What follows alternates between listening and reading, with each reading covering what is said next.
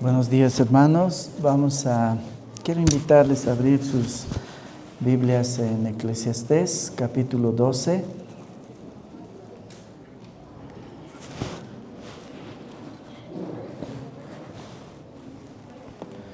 Eclesiastés, capítulo 12. Y vamos a revisar hasta el versículo 6 más o menos. Esta es la primera parte de un sermón acerca de la vejez. Así que vamos a meditar ya casi al final de terminar el libro de Eclesiastés. Quiero, antes de orar, leer el versículo 1, que dice así: Acuérdate de tu Creador en los días de tu juventud, antes que vengan los días malos y lleguen los años de los cuales digas, no tengo en ellos contentamiento. Vamos a orar. Padre Celestial, te rogamos, Señor, que tú nos ayudes, Señor, en esta mañana al predicador, para que pueda decir las palabras que vienen de ti, Señor, de tu corazón, las que sean pertinentes, Señor. Y a nosotros, Señor, a los que escuchamos, para que realmente nuestro corazón esté predispuesto para oír lo que tú quieres decirnos a nosotros de una forma personal. Señor, que estas palabras que vienen del predicador realmente puedan conmover nuestras fibras más íntimas, Señor, de nuestra alma, de nuestro corazón, y que nos pueda volver la mirada hacia ti. Te rogamos esto en el nombre de Jesús. Amén.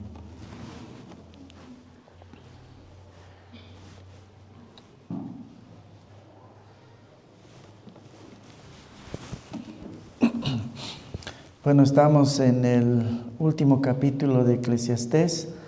Hemos visto algunos sermones sobre la juventud y bueno, ahora estamos viendo el final, ¿no? Estamos viendo el propósito final del escrito del predicador, como se llama acá el Cogelet, ¿no? El predicador, el autor de Eclesiastés. Probablemente, como muchas veces les había dicho, este escrito fue dedicado a su hijo, ¿no? Un hijo que estaba realmente a todas luces, estaba yendo hacia el abismo de la incredulidad y lamentablemente, aparentemente no surgió nada a partir de esto, ¿no? Porque Roboam se perdió totalmente y Dios castigó a Israel por causa de Roboam. Sin embargo, esta es una carta para muchos jóvenes, ¿no? Y para muchos hombres y mujeres que después de eso pueden escuchar la voz de Dios a partir de esto. Y hemos visto muchas cosas, ¿no? En los 12 capítulos o en los 11 capítulos anteriores, muchas cosas que terminaban con una frase sumamente difícil: todo es vanidad de vanidades. Y llegamos así al final de este escrito, ¿no? El capítulo 12. Y el capítulo 12 desnuda de alguna manera la debilidad más grande que tuvo Salomón a pesar de la enorme sabiduría que Dios le había dado. Y este fue que él había vivido una vida abrumado y maravillado por las cosas del mundo, y en ese asunto se olvidó de Dios, o por lo menos lo puso a un lado del esquema de su vida. Y es que esta es una tendencia muy común en los hombres. Podemos y tendemos a olvidar a Dios.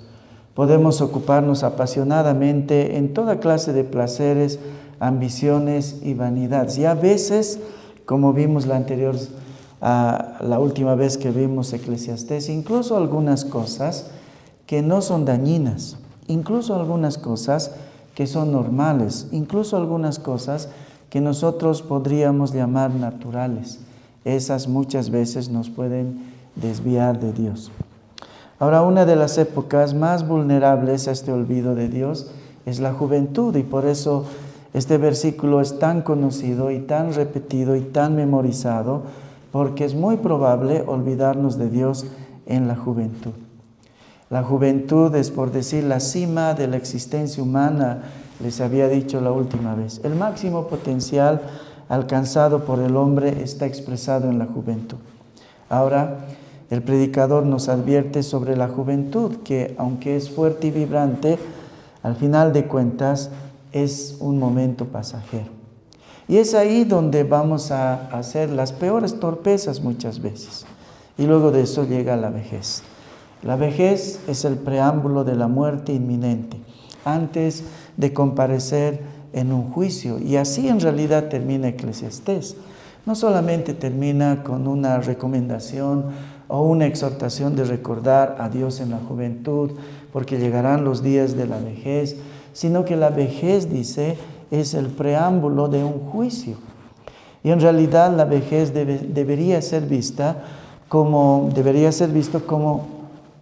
la última de las oportunidades antes de comparecer delante del Señor ante el juicio. Y por eso la vejez tiene esa particularidad de volvernos vulnerables de todas las formas posibles. Dijimos la última vez 3 cosas sobre la juventud, que debemos acordarnos de Dios en la juventud porque esos días suelen ser los días de las decisiones más grandes de la vida. ¿Con quién me casaré? ¿Qué profesión tomaré? ¿Qué ministerio haré? Y si lo hacemos fuera de Dios, muchas veces estos van a ser no cruces con las que vamos a vivir el resto de nuestros días. También dijimos que debemos recordar al Señor en los días de la juventud, porque son los días de mayor tentación. Son los días en los que todas las cosas van a venir abruptamente y vamos a ver el mundo como la feria de la vanidad, ¿no? Y bueno, cuando vemos al peregrino pasar por la feria de la vanidad, una de las cosas interesantes que hace él es no comprar nada, ¿no? Y esa es la recomendación. Debemos pasar por la feria de la vanidad, que es la juventud, sin comprar nada. Esa es la recomendación del Señor. Y finalmente, dijimos que en la juventud, ¿no?, la fuente de la felicidad mayor que vamos a hallar, mejor que cualquier otra cosa, es Dios. Ahora, todo eso sucede antes de que nos llegue la vejez, a todos, que es de lo que vamos a hablar en esta mañana. Entonces, vamos a ver la primera parte de este sermón que he titulado El Dios y el Evangelio de los Ancianos. Vamos a ver 3 cosas en esta mañana, a la luz de algunas partes del capítulo 12. Primero vamos a hacer una mirada a la advertencia del inminente invierno de la vida. Una mirada a la advertencia del inminente invierno de la vida. Este capítulo comienza así. Es la segunda parte de lo que habíamos visto la última vez. Acuérdate de tu Creador en los días de tu juventud, dice, antes que vengan los días malos y lleguen los años de los cuales digas, no tengo en ellos contentamiento. El predicador le hace una advertencia de algo que se avecina. Por eso él dice, haz esto antes de que venga esto. Él no está diciendo que haz esto porque probablemente puede llegar esto, sino que realmente detrás de la frase, antes de que vengan, está algo inminente, algo de lo que él está convencido. Esto va a suceder, así que haz esto antes de que venga esto. El predicador le hace al hombre una advertencia de algo que se avecina de forma inminente. La descripción de estos tiempos es así: son días malos y son años faltos de contentamiento. Él le dice, llegará esos días, cuando los días serán malos. No serán como en los días de la juventud, realmente serán malos. Y llegarán esos años, porque no serán días solamente, sino que serán años faltos de contentamiento. La vejez, como la composición de toda la vida, incluye días y años. Y en este caso, cada año, dice, serán llenos de falta de contentamiento. No estarás contento con ninguno de esos años. Y cada año tendrá sus días, pero estos días no serán buenos, sino que serán, dice, malos. La exhortación en función de este triste final es que el hombre viva en comunión con el Creador desde los días de la juventud. Recuerda a tu Creador en los días de tu juventud, en esos días del vigor juvenil, porque llegarán los días y los años que estarán, dice, llenos de insatisfacción y descontento. Hace unos años atrás, antes de la pandemia, un periodista hizo una entrevista muy interesante. Lo hizo con un hombre que estaba en su último día como reparador de anafres. Así decíamos nosotros en Bolivia, anafres. Pero la palabra es francesa, se dice anafe, pero nosotros lo conocíamos como anafre. Y aunque para algunos esta palabra les suene totalmente desconocida, existió. El anafre fue el antecesor de la cocina. Funcionaba con queroseno, ya casi no existe ese combustible. Era sumamente peligroso, porque era una bomba presionada con aire y combustible. Pero además era inestable porque funcionaba con 3 patitas. Así que muchos accidentes ocurrieron con este aparato, especialmente con niños. Hay toda una generación de niños quemados por este aparatito, por esta cocinita popular en los barrios periféricos. Si vivías entonces en la periferia de la ciudad, esa era la única forma de cocinar. En la avenida Buenos Aires, cerca de la Max Paredes, había por muchos años unas casetas de prósperos reparadores de anafres. Estaban justo al lado de las casetas de también los prósperos reparadores de sombreros de cholita. Sin embargo, con la aparición de la cocina a gas, cada vez se hicieron menos necesarios los reparadores de anafres, de tal manera que solo quedó uno que se había resistido por años a aceptar la realidad. El oficio había quedado en desuso. Este hombre, que había tenido por toda su vida el oficio de arreglar anafres, decidió que cerraría el taller porque hace meses que ya nadie traía anafres. Entonces un periodista escuchó de esto y él quiso reportar el último día del reparador de anafres. Entonces el periodista siguió hora tras hora su último día laboral. El hombre en la mañana viene temprano a su puesto, abre su taller, limpia su taller, como todo buen vendedor de los años 80, 70, 60, él barre su acera, limpia todo lo que está delante, ordena sus herramientas para empezar a trabajar y así hace toda su mañana. Llega la hora de la Sahra Hora. La Sahra Hora, que no sé por qué se llama la hora del diablo, es el mejor momento de la mañana, porque en ese momento vas a comer un aperitivo, no es el tiempo del snack, ¿no? Y después de eso todavía viene el almuerzo. Entonces, entre esos entretiempos hay que trabajar. Eso hizo este hombre por muchos años, ¿no? Comió su Sahra Hora, luego volvió a limpiar sus herramientas, luego pidió también su almuerzo, como lo hizo por muchos años, pero había una diferencia, había muchas cosas que ese día fueron iguales, excepto una. Nadie vino ese día al taller. El fin del oficio había llegado. Fue una entrevista muy emotiva y triste al final, porque con lágrimas el hombre le dijo adiós al oficio de toda su vida. Una de las realidades bastante difíciles de confrontar en nuestra humanidad es que todas las cosas tienen un final. La juventud, el criar hijos, el caminar, el escuchar, el oír, todas las cosas tienen un fin, un final. La vida misma tiene un final, por lo tanto, la reflexión es que a partir de esta realidad meditemos en el final, pero también en el fin del misterio de la vida. Vamos entonces a detenernos a reflexionar sobre estas 3 palabras bastante importantes en este texto. Antes de que vengan. Antes de que vengan. Acuérdate de tu Creador en los días de tu juventud, antes de que vengan. Antes de que vengan.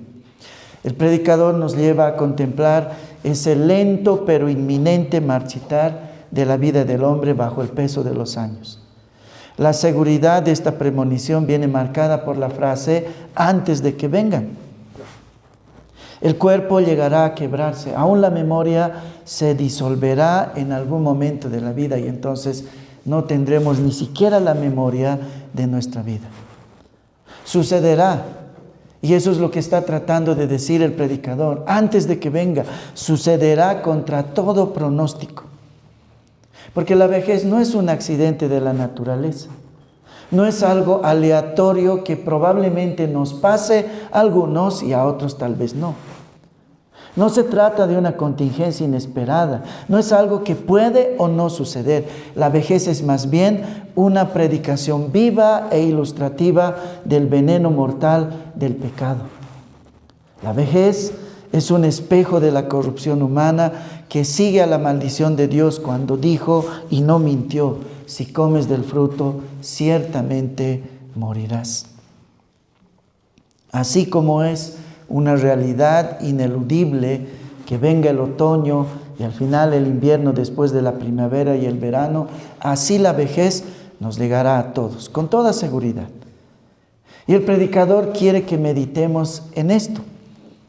Este texto es, por lo tanto, una advertencia solemne contra la vana confianza del hombre en su tiempo de vigor, contra la insensatez de creer que podemos posponer el arreglo de cuentas con Dios. Es una exhortación para preparar el alma para el invierno inevitable de la vida. No puedes descuidar esto. Eso es lo que dice el predicador. ¿Cómo puedes no considerar a Dios? Recuérdalo en los días de la juventud. Llegarán días en los que hasta recordar será una cosa muy tediosa. Sabemos que el predicador desperdició mucho de su vida buscando el significado del misterio de la vida, en muchas cosas fuera de Dios. Y esa es la razón de esta carta tan triste de un hombre anciano tratando de rescatar la vida de su joven hijo que está yendo por el mismo camino por el que él fue. Buscar el misterio de la vida en cosas que están fuera de Dios: dinero, trabajo, fama, sexo, conocimiento, viajes, fiestas, festines. Por todas esas cosas podemos pensar que este escrito es el simple testamento, ¿no?, de un hombre que desperdició su vida tristemente. Pero no es solo eso. Y la verdad es que no es así. Este escrito no es el simple testamento de un viejo pesimista y frustrado porque arruinó su vida. Porque esto es parte de lo que nosotros llamamos la palabra de Dios. El predicador de Eclesiastés no nos habla desde la simple amargura de haber desperdiciado su vida, sino desde la luz del Espíritu, porque toda la Escritura ha sido inspirada por Dios. Entonces, al final de cuentas, es el Espíritu que nos está haciendo el llamado. No es un viejo que desperdició su vida, es el Espíritu que nos dice a todos nosotros: hagan esto antes de que venga esto, porque ciertamente les digo que vendrán estos días de los que digas: no tengo en ellos contentamiento. Es el Espíritu que nos muestra por medio de este pasaje cuán frágil es toda la gloria del hombre en la vejez. El puritano Thomas Watson del siglo XVIII dijo una vez: la vejez es la sombra larga del día que pronto declina hacia la noche de la eternidad. Quiero que vean esto, es tan poético, pero a la vez tan profundo. La vejez es la sombra larga del día que pronto declina hacia la noche de la eternidad. Yo fui un chico que disfrutó mucho la vida y gracias a Dios entré a la iglesia sin que mis padres me hayan llevado. Dios me llevó a los 9 o 10 años. Nunca tuve a un padre que me dijera: vamos a la iglesia. Nunca. Dios me llevó a la iglesia. Y yo disfruté muchas cosas de la vida cristiana siendo chico. Y una de esas cosas eran los campamentos. ¿Cuánto disfrutaba? No creo que haya habido alguien que haya disfrutado los campamentos como yo. Cuando llegaba a Yungas, porque fue nuestro lugar favorito de los campamentos en el puente, cuando yo llegaba era llegar al cielo mismo. Y estaba contando los días, los minutos de disfrute. Pero había una tarde en la que yo sufría mucho, nadie sabía eso. El último día del campamento. La última tarde del campamento. Quería disfrutar, no sabía qué más podía hacer para disfrutar lo más que pueda. Pero la sombra empezaba a venir de a poco, de a poco, de a poco. Y la sombra era el preludio de que esto estaba acabando, la felicidad estaba acabando. Y Thomas Watson dice eso: la vejez es la sombra larga del día que pronto declina. La sombra está viniendo, la sombra está viniendo. A veces no lo quieres notar, pero la sombra inminentemente está tapando tu día de la vida y te está llevando hacia la larga noche de la eternidad. La vejez es la última tarde que de forma vertiginosa va cubriendo de sombras el día, cada vez más denso, cada vez más denso, cada vez se ve menos en el horizonte y llegará un momento cuando la noche lo cubre todo y entonces comienza la eternidad. Los ojos se oscurecen en esos días, las manos tiemblan, la voz se apaga, los pasos se vuelven lentos. Así Dios humilla nuestra carne para que no confiemos en ella, sino en la gracia de Dios. Acuérdate de tu Creador en los días de tu juventud, antes que vengan los días malos y lleguen los años de los cuales digas, no tengo en ellos contentamiento. Nos dice que la vejez es el tiempo en que Dios revela la fragilidad del hombre, la vanidad del mundo y la necesidad absoluta que tenemos de Dios, del Creador. La segunda cosa que vamos a ver ahora es, vamos a hacer una mirada a una increíble poesía sobre la vejez. No la vamos a ver toda porque vamos a volver a repetir algunas cosas la siguiente semana o la siguiente vez que veamos Eclesiastés. Una mirada hacia una increíble poesía sobre la vejez. En nuestra cultura huimos del envejecimiento, idolatramos la juventud. Es más, es una época muy interesante, ¿no? Donde los viejos ahora se visten como jóvenes. Es una moda mundial, ¿no? Ahora ya no son solo las mujeres que luchan contra la vejez, sino son los hombres, ¿no? Que andan bien apretaditos ahora lo más que se pueda. No importa si tienes 70 años. Y uno podría decir es la moda. No, la moda es la expresión de la cultura. La moda es la expresión de nuestra filosofía. La moda es la expresión de nuestra religión al final de cuentas. Y nosotros huimos al envejecimiento, idolatramos la juventud, escondemos a los ancianos o los abandonamos y por eso vivimos con miedo constante al tiempo y a la pérdida porque decimos, un día me tocará a mí. Es increíble cómo el negocio de los productos antienvejecimiento ha crecido. Las cirugías y los cosméticos para no envejecer son el día a día de nuestras realidades, en lo que más gasta la humanidad actualmente. Los actores, cantantes y la gente pública hacen gala de los resultados del Botox y todo lo que logran contra el envejecimiento. Pero al final no importa. No importa cuánto te hayas esforzado, no importa cuánto hayas invertido en este asunto. Las arrugas, el Alzheimer y las canas siempre ganan la batalla. Y pronto el hombre y la mujer que batallaron tenazmente contra ellos terminan siendo solo un recuerdo. El fin de todos es encuadrar perfectamente en esta increíble poesía que escribió el predicador acerca de la vejez en Eclesiastés 12, donde cada imagen poética te va a llevar a algo, o a alguien que conoces, o a alguien que conociste. Porque el predicador aquí nos muestra la realidad de cómo termina la vida antes del juicio. De una forma poética describe el deterioro inminente del cuerpo. Y así, en el versículo 12, quisiera que vayamos todos a nuestras Biblias. En el versículo 12 dice, acuérdate del Señor, dice, ¿no? Antes de que vengan los días de los que digas, no tengo en ellos contentamiento. ¿Cómo son esos días de los que dices, no tengo en ellos contentamiento? El versículo 2 comienza diciendo, antes que se oscurezca el sol y la luz y la luna y las estrellas y vuelvan las nubes tras la lluvia.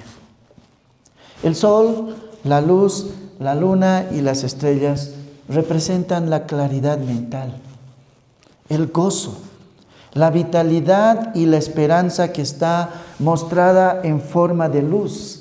Y es que la vida humana es así, hay luces por todos lados, podemos pintar, podemos cantar, podemos hacer poesía, podemos hacer deportes extremos. Todas las cosas muestran las luces de lo que nosotros somos, la claridad mental. Nos va a llegar a todos el admirar al joven, pero una vez fuimos y a veces lo olvidamos. Una de las cosas que yo nunca pensé que iba a ocurrir es que iba a admirar a un joven y ha llegado el momento. Muchas veces veo jóvenes lúcidos que piensan algo que tal vez digo, wow, nunca pensé algo como eso.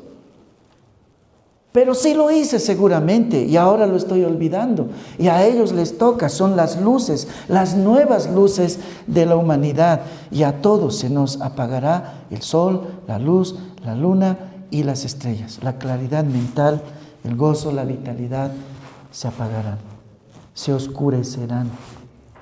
Cuando se oscurecen significa que estas cualidades se apagan. Y luego dice que vienen las nubes tras la lluvia. Las nubes tras la lluvia aluden a la tristeza o a la depresión de la vejez. En la juventud, tras una tormenta vuelve el sol. Así es en la juventud. Si hay una tormenta, el sol vuelve. Cuando te rompes un brazo, le ponen fierros y vuelves a subirte a la moto que casi te mata. En la vejez no. En la vejez, después de la lluvia, vienen las nubes, porque las nubes permanecen. Y es esa tristeza y esa depresión que oscurece la vida del viejo. El versículo 3 dice que estos días de los que dices, no tengo en ellos contentamiento, se expresan también así.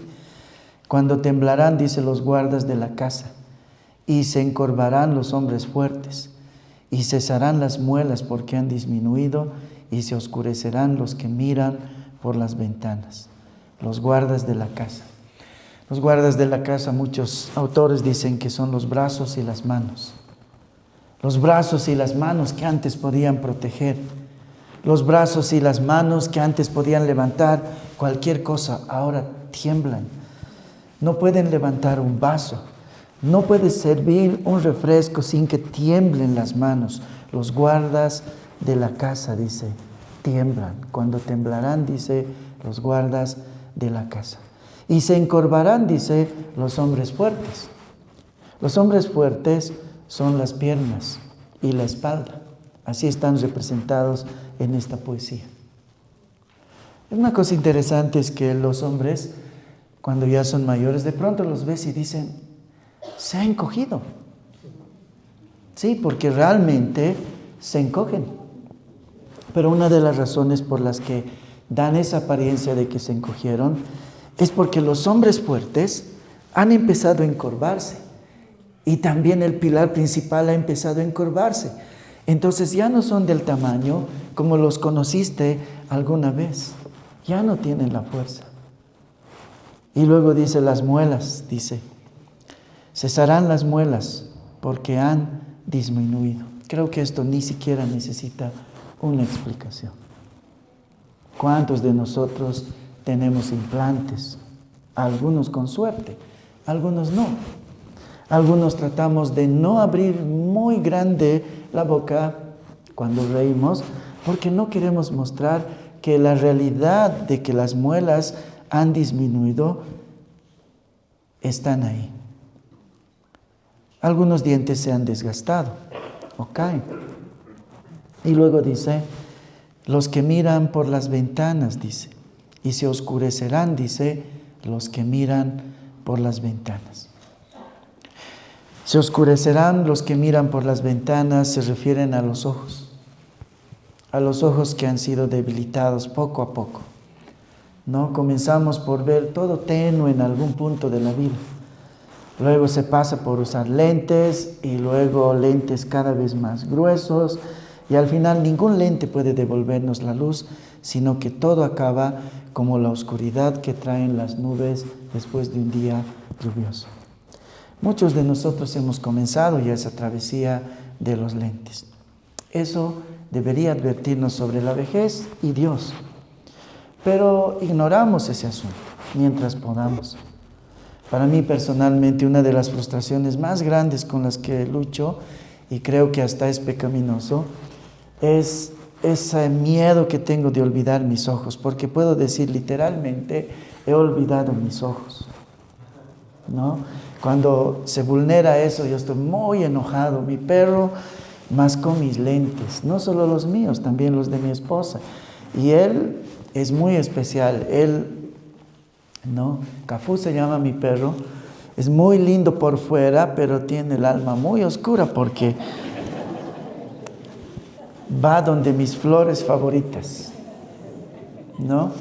Va donde todo lo que sea favorito. Y entre muchas cosas que a veces puede encontrar en la cocina, ¿no?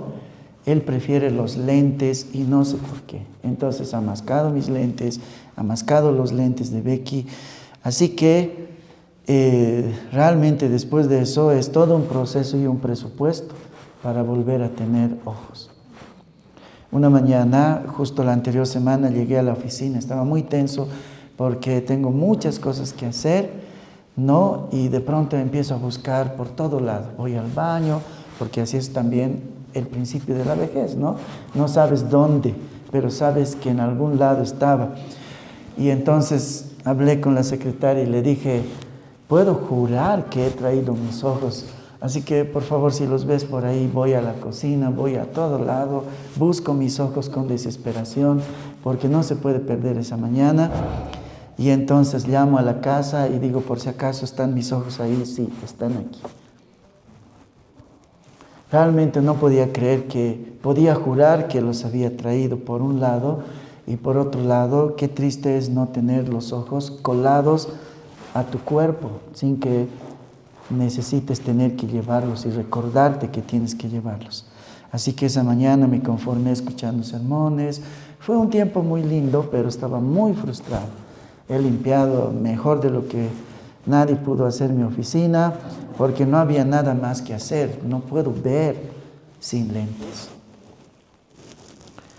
Dice el versículo 4, y las puertas de afuera se cerrarán por lo bajo del ruido de la muela, cuando se levantará a la voz del ave, y todas las hijas del canto serán, dice, abatidas.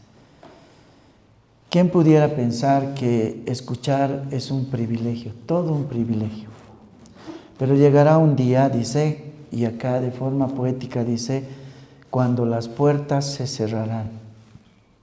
Ya no escucharás nada. Nos llega el día cuando ya no disfrutaremos de la música, del sonido del viento, de las alabanzas, de la voz de los nietos. Y así, cada sonido de la vida será un triste recuerdo, y llegará el día cuando solo podamos escuchar a Dios. A mí me entristece porque he escuchado muchas veces decir, yo solo voy a llegar al sermón porque la alabanza no me gusta. Un día serán cerradas las puertas y no escucharás las alabanzas más. Es un privilegio escuchar y cantarlas también. El papá de nuestro pastor Gumersindo falleció recientemente, hace un par de semanas. Algo que realmente me conmovió de este hermano fue que por unos buenos años él fue a la iglesia, ¿no? Y se resistió a no ir a la iglesia porque él siempre fue a la iglesia. Yo lo conocí. Cuando era niño yo lo conocí a él.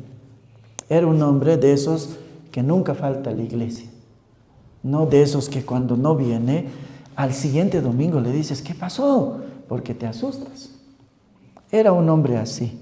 pero le llegó el tiempo de la vejez y comenzó por no escuchar ya nada. Pero él se resistió. Él fue y cada vez dice que él iba y pedía a los que controlan el sonido, por favor, pueden subir un poco más el volumen de los parlantes, y cada vez necesitaba que suban más, pero llegó el día inminente cuando él no escuchaba nada. Pero él seguía insistiendo en ir a la iglesia. Y por mucho tiempo él fue a la iglesia para solo escuchar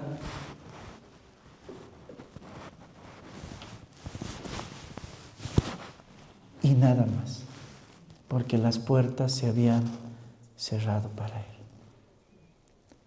Pero él siguió yendo.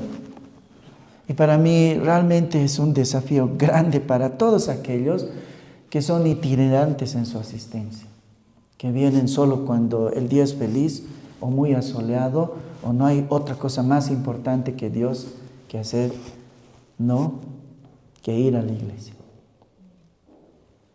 Él siguió yendo cuando no escuchaba nada, porque eso es lo que hizo durante toda su vida. Las puertas se habían cerrado, como dice la poesía.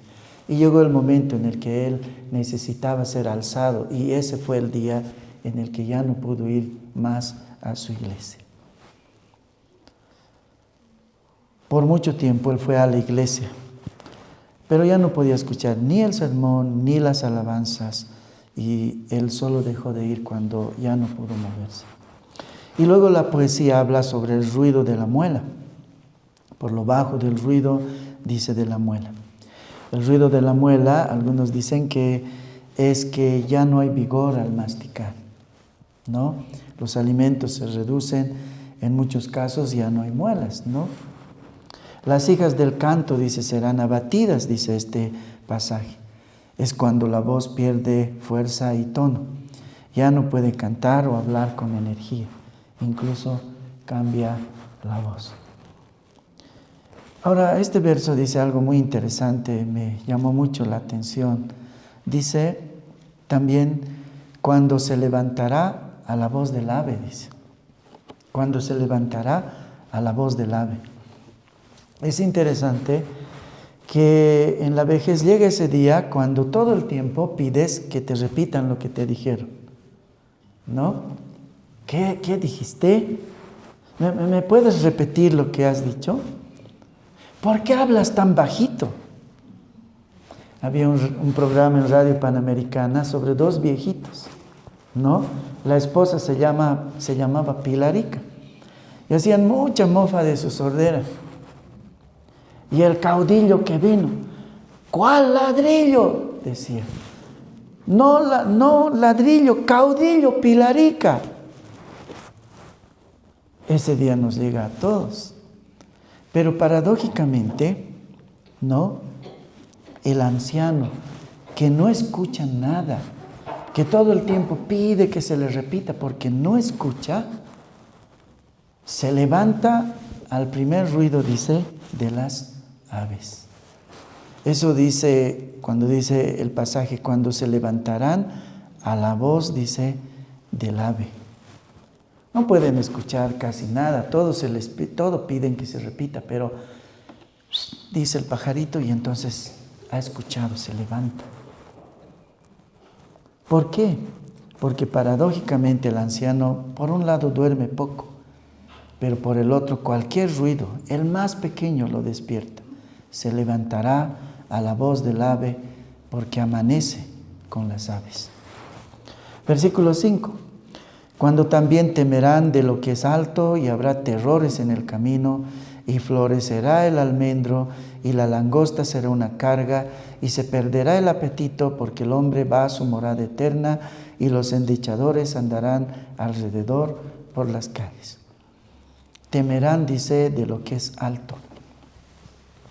Cuando somos jóvenes hacemos cada cosa. Cuando yo era adolescente, Chasquipampa era un barrio vacío, no había movilidades. Era un camino de tierra nada más hasta la calle 60.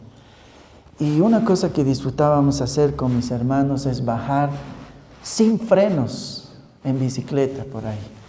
Totalmente divertido. No sé qué pensaba en esos días, tal vez no pensaba, pero bajábamos sin frenos.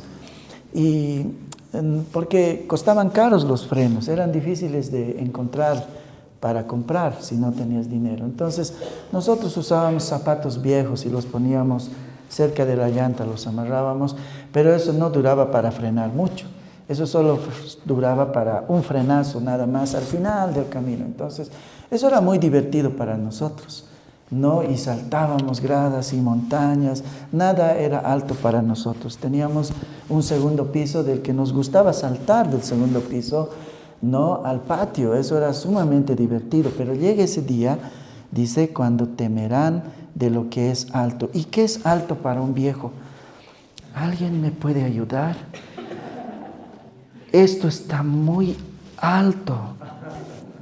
¿Alguien me puede ayudar? Temerán, dice, de lo que es alto, porque el anciano teme caerse o subir incluso de las gradas. Y tendrán, dice, terror en el camino, porque tendrán miedo de salir, miedo de viajar, miedo de enfrentarse a la multitud. Ya no será lindo estar en medio de la gente haciendo algo, sino, ¿por qué no quieres ir? Es que me da miedo, habrá mucha gente. Porque todo será terrorífico en el camino. Un perro que cruce, ¿no? Muchas aceras, mucha gente, cualquier cosa. Qué increíble. Nadie podría poner esto de una forma más gráfica, ¿no? Si no es nuestra propia vejez. Y eso es lo lamentable. Toda la poesía, toda la descripción que podamos hacer de esta realidad, no la vamos a poder verdaderamente saber, sino hasta el día que seamos viejos. Hasta ese día, cuando nosotros experimentemos miedo de salir a esa calle donde siempre estuvimos viniendo y yendo. Y florecerá, dice, el almendro. El almendro florece blanco. Y entonces es el símbolo del cabello canoso, ¿no? La langosta, dice, será una carga. Es la forma poética de decir todas las cosas, las más pequeñas y livianas, entonces serán pesadas. Se perderá el apetito, dice este versículo, ¿no? Y cuando se refiere al apetito está usando en el griego y en el hebreo hay palabras que son genéricas, ¿no? Y aquí está hablando de todos los apetitos, no solo de la comida, sino de todos los apetitos, porque tenemos varios tipos de apetito, ¿no? Todos esos se perderán. Entonces el arte deja de ser importante. Entonces el sexo deja de ser importante. La comida ya no es disfrutable. Y luego dice, ¿por qué dice sucede eso? Porque el hombre va, dice, a su morada eterna. Y esta es una clara alusión a la muerte. En realidad dice que la vejez es como una bajada que claramente te está llevando a tu muerte inminente. Y dice, los endechadores, dice, andarán alrededor de las calles. Es una figura como los buitres, dando vueltas, ¿no? ¿Qué son los endechadores? Los endechadores en esta época eran los que cantan en los funerales. Y entonces dice, la vejez es como esa bajada donde inminentemente vas a terminar muriendo y ya los buitres están alrededor, ¿no? Los endechadores, los cantantes de tu funeral ya están dando vueltas por las calles alrededor de ti porque el final es inminente. El joven se imagina eterno, por eso corre tras el oro, el honor y la belleza. Pero cuando llegan los años de la vejez, Dios nos quita ese velo y entonces vemos la vida tal cual es. Somos volátiles, somos pasajeros y somos extremadamente débiles.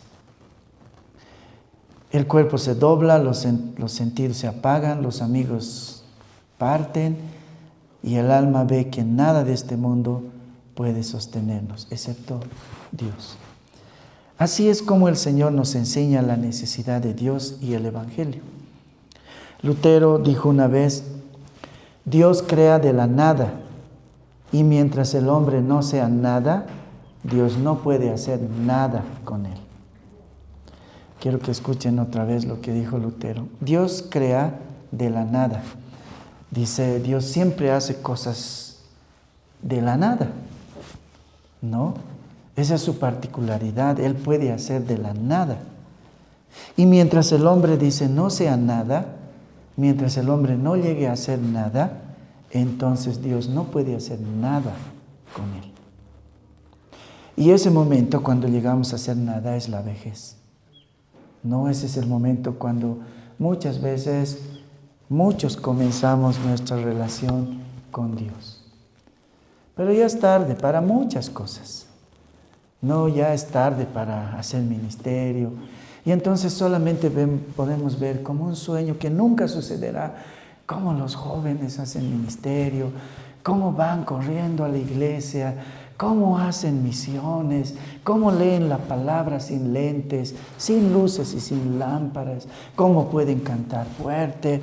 Entonces ya es tarde. Acuérdate de tu Creador en los días de tu juventud. Dios crea de la nada, y mientras el hombre no sea nada, Dios no puede hacer nada con el hombre. La vejez, entonces, es esa escuela donde el Señor nos hace nada a los ojos del mundo, para que dependamos de Él, para que aprendamos a depender de Él. Y muchas partes, a partir de la vejez, Dios comienza a hacer algo. Dios no nos humilla con la vejez. Dios nos despierta de nuestro sueño falaz. Cada pérdida física es una predicación visual y real de Romanos 8:20, que dice, la creación fue sujetada a vanidad. Un joven dijo una vez, dice, de nuestros sermones de Eclesiastés, ¿no? Cuando un predicador dice, el predicador de turno salió y dijo, nos vamos a predicar Eclesiastés.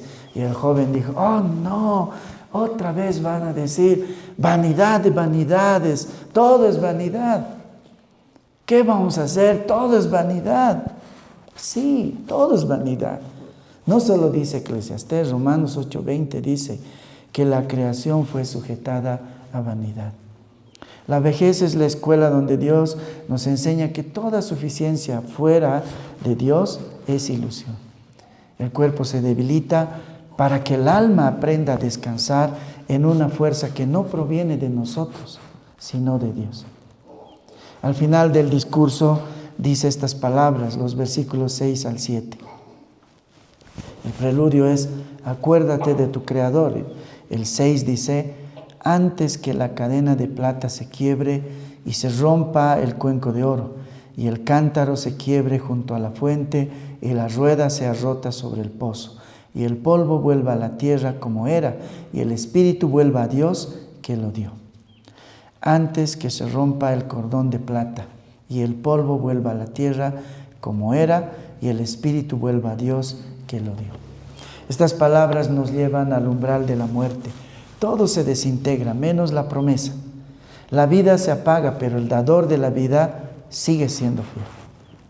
Cuando los ojos ya no pueden leer la Biblia, el Dios de la Biblia aún te ve.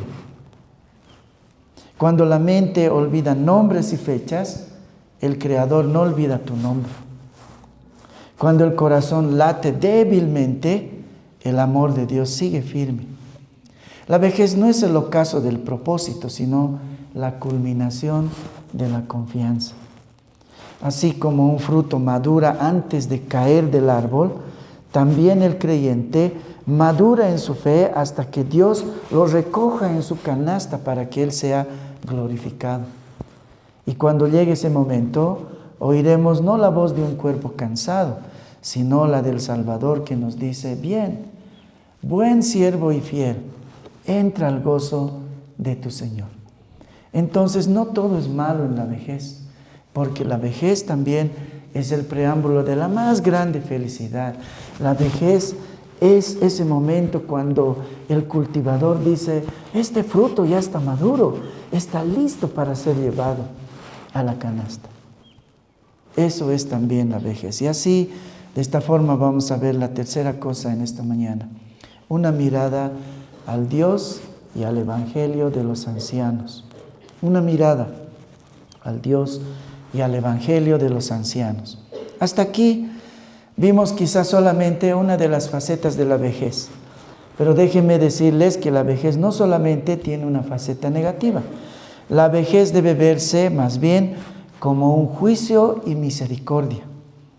En una forma, la vejez es un juicio, porque nos muestra que el pecado ha dejado su marca de maldición en la creación, que Dios no mintió cuando dijo, ciertamente morirás.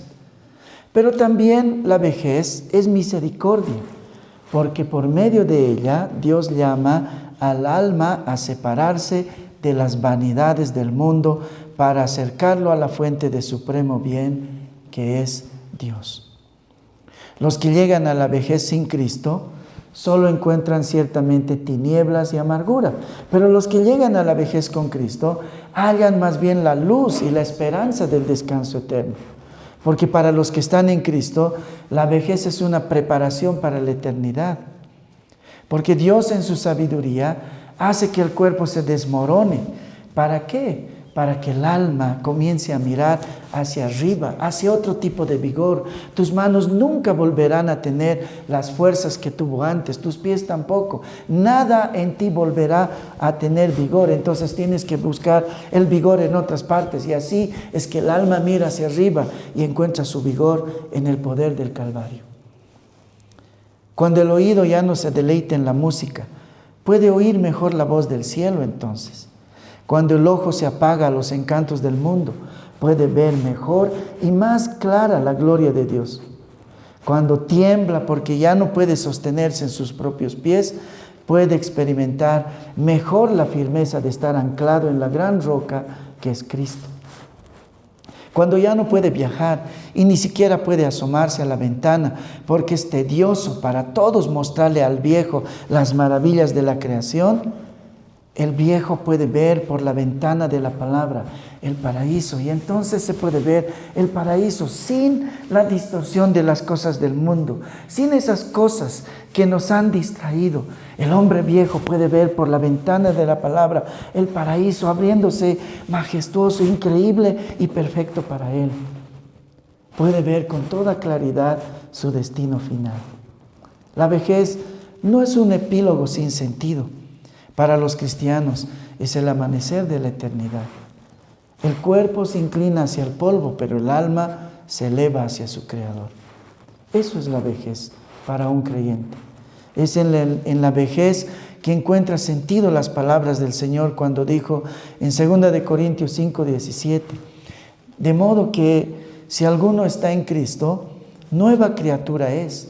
Las cosas viejas pasaron, he aquí todas son hechas nuevas. Mientras que el cuerpo caído, que era parte de la anterior creación, va en constante deterioro, dice Corintios, el alma recreada, que es parte de la nueva creación, va en contrasentido, más bien va hacia su mejor y mayor vigor, hacia el vigor eterno. Pero no solo eso, porque eso significa, he aquí somos nuevas criaturas, nuevas creaciones. Pero no solo eso, sino que es la esperanza de los creyentes que en la resurrección cada uno podrá ponerse el vestido nuevo de un cuerpo renovado que no envejecerá jamás. ¿Pueden creer eso? Sí. Lo más lindo para un viejo cristiano es que esta ropa se ha envejecido. Y puesto que somos nuevas criaturas, Dios nos dará ropas nuevas. Y la ropa nueva será un nuevo cuerpo que no se arruga y que no envejece jamás. En la resurrección nos lo dará ciertamente el Señor.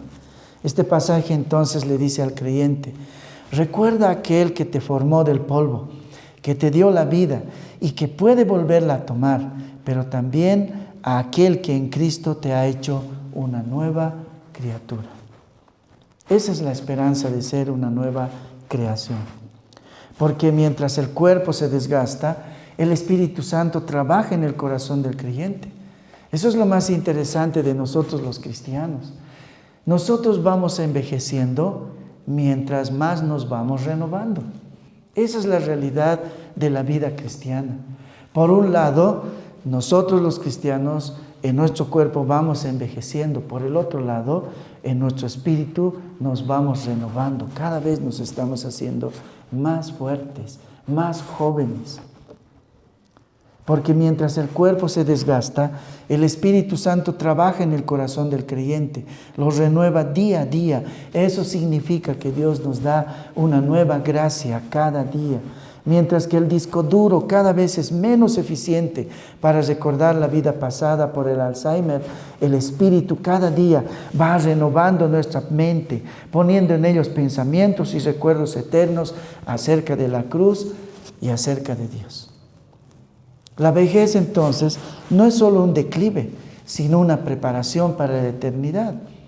En los jóvenes Dios planta la semilla de la fe, pero en los ancianos la madura hasta producir en el hombre el fruto de la esperanza. Y solo por eso el anciano que es creyente puede decir juntamente con Job: aunque mi cuerpo se deshaga, sé que mi Redentor vive. Aunque mi cuerpo se deshaga, sé que mi Redentor vive. Ahora, Tim Keller dice una cosa: el Evangelio lo cambia todo. ¿Cómo lo hace en la vejez? ¿Cómo el Evangelio nos sirve en la vejez? ¿Qué hace por la vejez el Evangelio? Lo hace siendo nuestro consuelo y poniendo esperanza y fe en nosotros. Sí, el Evangelio es el más grande y seguro consuelo para los ancianos. Muchos ancianos sienten un pesar grande porque, aunque en su espíritu quieren ser útiles, ¿no? Porque los viejos así son, quieren ser más útiles que cuando eran jóvenes. Las fuerzas no les responden y entonces dicen: ya no sirvo, ya no tengo fuerzas, ya no tengo utilidad. Pero Cristo no mide la valía como el mundo la mide. El Señor dice: mi poder se perfecciona en la debilidad. Eso quiere decir que Dios es más glorificado cuando somos viejos, pero viejos con esperanza, con fe y todavía con ministerio. Pero ¿cómo puede ser posible que tengamos ministerio si somos viejos? Sí, el ministerio siempre estará ahí. La forma en la que hagamos el ministerio será diferente. Porque mi poder, dice el Señor, se perfecciona en la debilidad. ¿Qué quiere decir eso? Que el poder de Dios se ve más perfecto, más reluciente, más grandioso cuando obra en medio de la debilidad. Porque ahí puedes admirar, porque ahí puedes decir: es un milagro increíble lo que Dios está haciendo en medio de la debilidad. Y no hay mayor tiempo de debilidad que la vejez. Y no hay mejor tiempo también cuando se puede experimentar la realidad de esta expresión bíblica, si no es en la vejez. ¿Qué hace el anciano entonces? El anciano ora con verdadera convicción. El anciano creyente ora. Ahí se expresa eso. Cuando el anciano ora, cuando sufre con paciencia, no enojado, sino paciente, cuando aconseja con mansedumbre, cuando te alienta con convicción, porque Él ha visto de mano propia que Dios nunca abandona. Cuando el viejo se aferra a los versículos y las historias de la Biblia, que ya no las puede leer, pero las puede recordar con pasión, y puede contar a los nietos con verdadera pasión, con verdadera convicción. En todas esas demostraciones de poder en la debilidad, Dios es glorificado. La fe del anciano es como una lámpara encendida en la noche, decía un puritano, débil, pero firme hasta que amanezca el día eterno. Y ese amanecer no será un ocaso más, sino la luz sin fin del reino.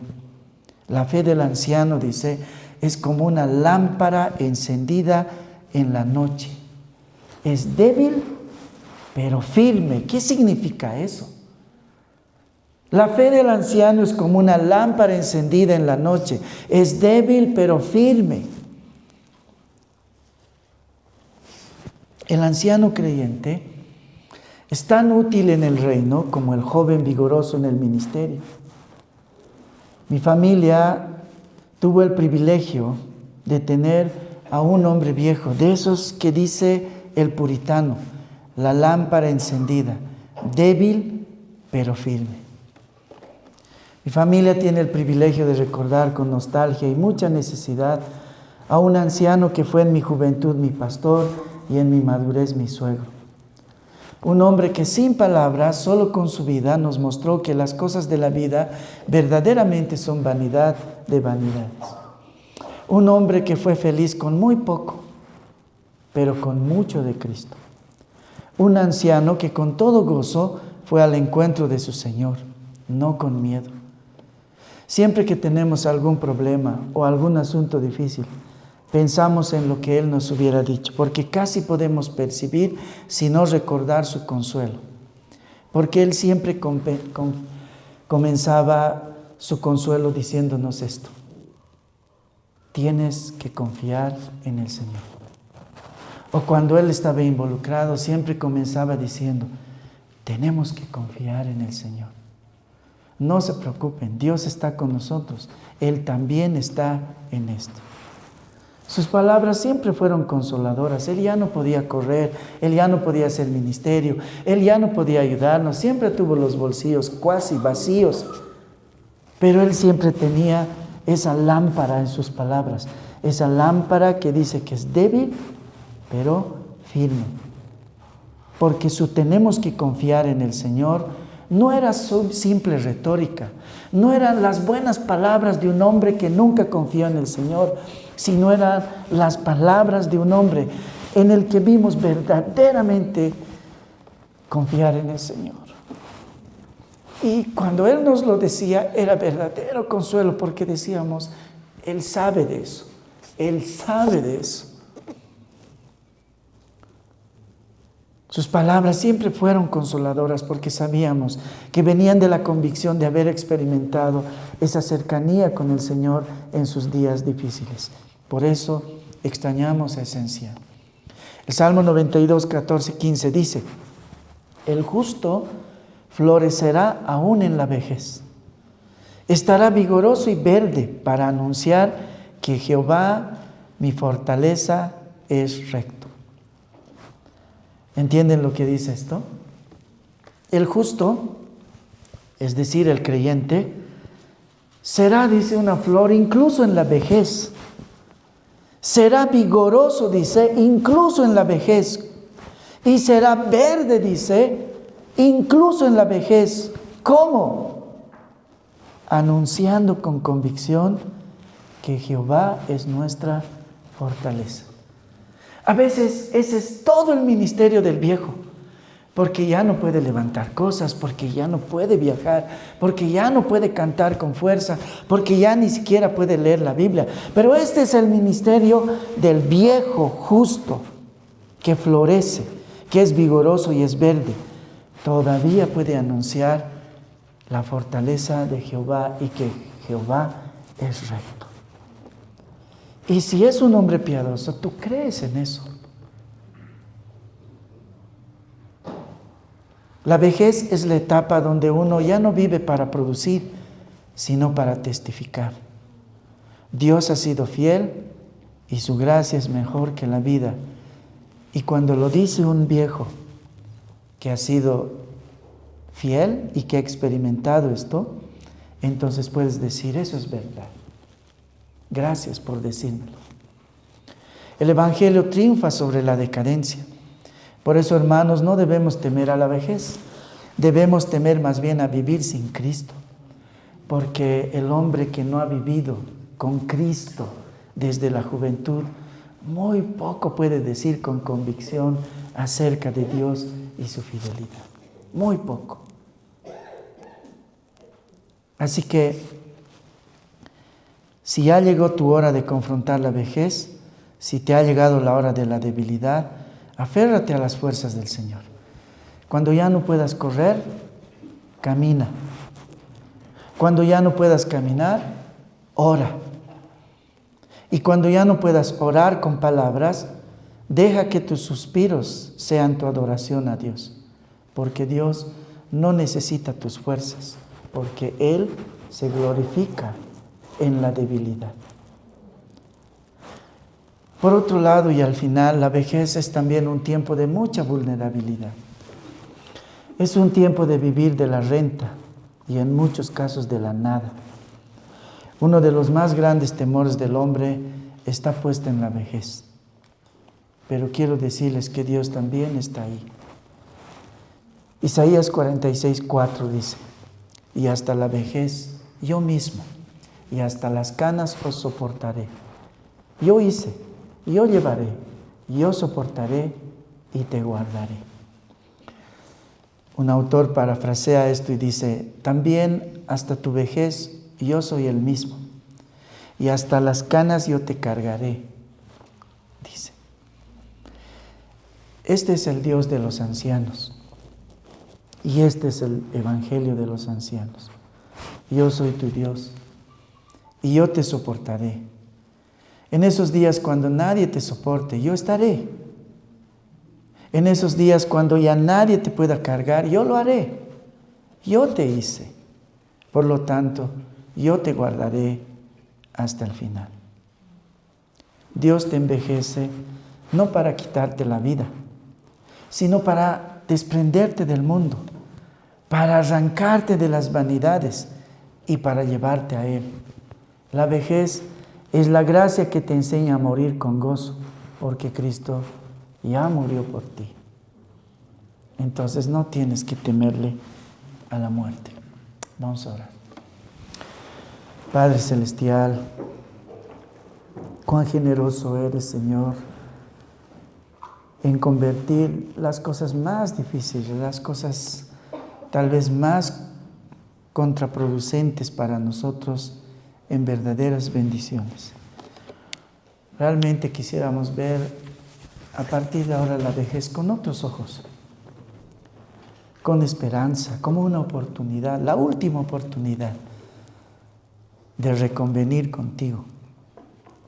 Y para los creyentes, la nueva etapa de ser creativos, de hacer otro tipo de ministerio, sin mover las manos, sin mover los pies, a veces hasta sin movernos de la silla donde nos donde nos deja la vejez postrados.